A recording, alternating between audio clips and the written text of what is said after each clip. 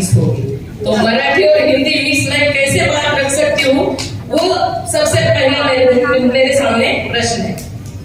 फिर भी बात रख के रहूंगी, क्योंकि हमें ये जो कारवा हमने आगे बढ़ाया है, जिस मकसद से बढ़ाया है, उसमें सोच ये होनी चाहिए, मेरी भाषा आपको आए ना आए, आपकी भाषा मुझे आए ना आए, मगर आपका दर्द मैं समझ सकती हूँ, मेरा दर्द आप समझ सकते हो, और हमारा दर्द एक है, हमारे दर्द जोड़ के ये कारवा हमें आगे बढ़ाना है, ये जरूरी बात है। आज ये लास्ट सेगमेंट में महिलाओं का सेगमेंट होते टाइम एक बहुत जरूरी बात कहना चाहूंगी और बड़े विनम्रता से नमन करना चाहूंगी कि आप हमारे खुद के कौम के, हमारे खुद के समाज के हक और अधिकार की बात रखने का ये जो धाड़स रखते हैं, ये धाड़स आप में और मुझ में पैदा करने वाले डॉक्टर बाबा साहब अम्बेडकर की बैकबोन होने वाली महामाता रमाई का स्मृति दिन है। महामाता रमाई के स्मृति दिन पर सब रमाई की बेटियों के तरफ से ये आवाज बुलंद होगी, ये आश्वासन मैं आज आपको देना चाहती हूँ। हमारे यहाँ पे महाराष्ट्र से बहुत सारी मेरी बहनें आई हैं, सब अलग अलग रंग रागनी है, अलग अलग अम्बेडकरी मूवमेंट में, क्रिश्चियन मूवमेंट के प्रोग्राम में, मुस्लिम मूवमेंट के प्रोग्राम में सब सहभागी होती है।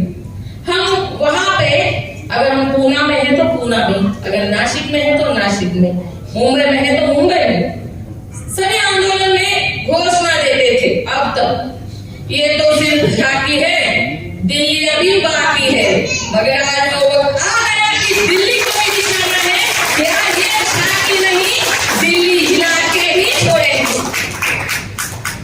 बहुत सी बात सुबह से हम सुन रहे हैं, और इसमें अल्पसंख्यक के हक के बारे में बात हो रही है, हमारे ऊपर होने वाले अत्याचार के बारे में बात हो रही है। मगर दिक्कत ये है कि बाबा साहब अम्बेडकर ने भी कहा था कि, मुझे बहुत गर्व से भी ये कहना पड़ेगा कि सालों साल जिस समुदाय ने जाति धर्म के व्यवस्था पे हम पे अत्याचार किए, हमारे महामानव डॉक्टर बाबा साहब अम्बेडकर की ऊंचाई इतनी थी, उन्होंने ये कहा था कि इस समाज की शोषित से शोषित, पीड़ित से पीड़ित घटक अगर कोई है तो इस समाज की सवर्ण महिला है, और उसके हक के लिए भी हमारे बाबा साहब ने एक संविधान में उनके हक उनको प्रदान किए, वो बाबा साहब के अनुयायी है। हम हमेशा देखते हैं कि अल्पसंख्यकों में, मागास वर्गीय में, मुस्लिम, क्रिश्चियन, आदिवासियों में भी जात देखकर अगर अत्याचार होता है तो उसमें से भी सब टारगेट हमेशा ही महिलाएं हुई है। फिर वो चाहे 21 बारों का मसला रहे, हम देखते हैं। आज मुझे बहुत खुशी हुई, हमारे हक की बात रखते हुए आज हम यहाँ पे अपनी बात रख रहे हैं, यहाँ सरकार को सुना रहे हैं, यहाँ मीडिया के सामने अपनी बात रख रहे हैं, मगर उसके साथ में हमारी एक बहुत बड़ी जिम्मेदारी भी रानी जी आपने निभाई है। जो देश में जाति और धर्म के रंग से हमारे बिल्किस बानों पे रेप किया जाता है, हमारी मागास वर्गीय महिला में अत्याचार किए जाते हैं, हमारे माइनॉरिटी के क्रिश्चियन महिलाओं पे अत्याचार किए जाते हैं, वही अत्याचारग्रस्त आरोपी को जब वो जेल से छूटता है तो उसके सत्कार वो ताशे लगा के किए जाते हैं।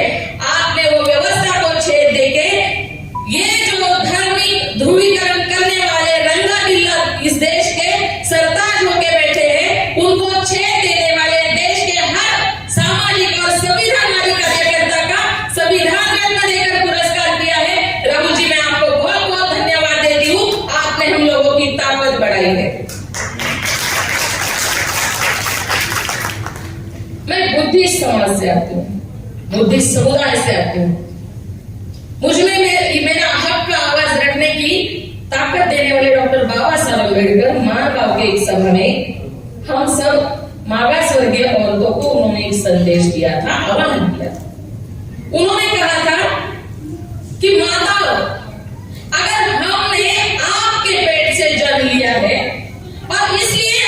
आपकी जान जो है वो हम पे लगी है और उस जान के हिसाब से हम पे अगर अत्याचार हो रहा है तो हमारी माँ बहन बनती आपकी जिम्मेदारी बनती है। हमारे हक के लिए आप रास्ते पे आके लड़ो, हमारे हक के लिए आप यहाँ की व्यवस्था से लड़ो।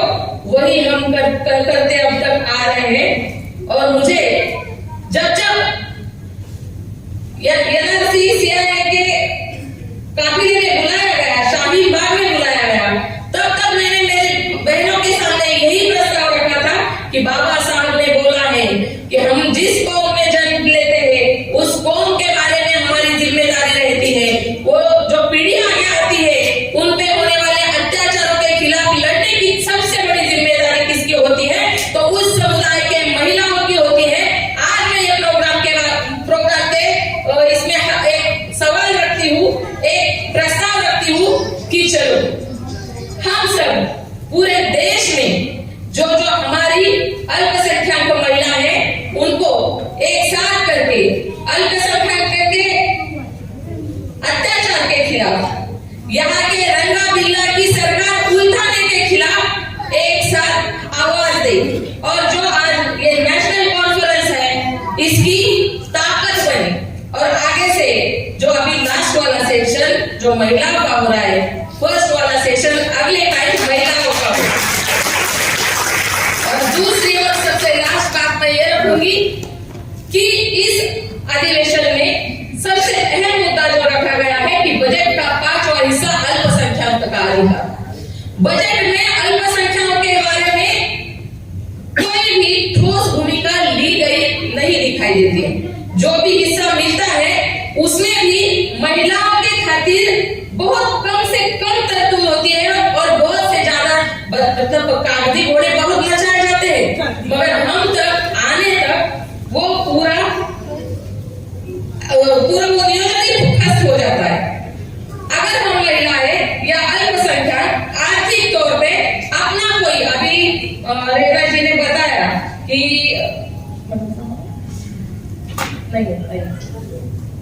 रेखा जी ने बताया कि आप ऑटोमोबाइल में सबसे पहले महिला हो, हसीना जी सब। तो हसीना जी हमने देखा है अगर हम खुद का बिजनेस शुरू करें, खुद का कुछ शुरू करें, अच्छा आप शुरू कर रहे हो, अच्छा अच्छी बात है, हम सपोर्ट करेंगे, सरकार आपके साथ है, प्रशासन आपके साथ है। आपको आर्थिक मदद चाहिए, आपको आर्थिक कर्जा चाहिए, आपकी जो योजना है वो चाहिए, ठीक है। आपका सरनेम क्या है? सरनेम अगर हम बताते हैं, सरनेम अगर कामरे हो, सरनेम अगर भोसले हो, सरनेम अगर यादव हो, सरनेम अगर शेख हो, सरनेम अगर खान हो, सरनेम अगर डिसोजा हो, तो फिर आपके जो कोई आपका बिजनेस है उसके बारे में 10 बार सोच के फिर आपको कॉन्ट्रैक्ट दिया जाता है। इसका मतलब आर्थिक जो हमारी जिम्मेदारी है, आर्थिक जो हमारा हक है वो यहाँ की सरकार मार रही है, वो यहाँ का प्रशासन मार रहा है और वो हम इससे आगे होने नहीं देंगे। और अभी जो सर ने जो कहा कि 2024 में इसकी पुनरावृत्ति नहीं होनी चाहिए, तो मैं पूरे महिलाओं से एक दरख्वास्त करूंगी कि आपके हाथ में ये मशाल है, ये मशाल हमें पूरे देश में लेके जा रही है। और जो माइनॉरिटी का अधिकार है, हक है, यहाँ के दिल्ली के तख्त पे बैठे हुए जो कोई रंगा बिल्ला है उनकी कानों के पर्दे फटने तक आवाज अपनी गूंजनी चाहिए, तब तक हम चुप नहीं बैठेंगे, ये फैसला करके यहाँ से जाएंगे। ये बता के मैं मेरी बात अभी रुकती हूँ। धन्यवाद। जय Hind.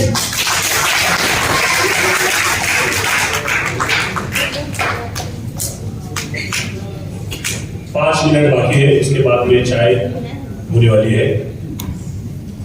National conference for minority की ओर से आज दिन भर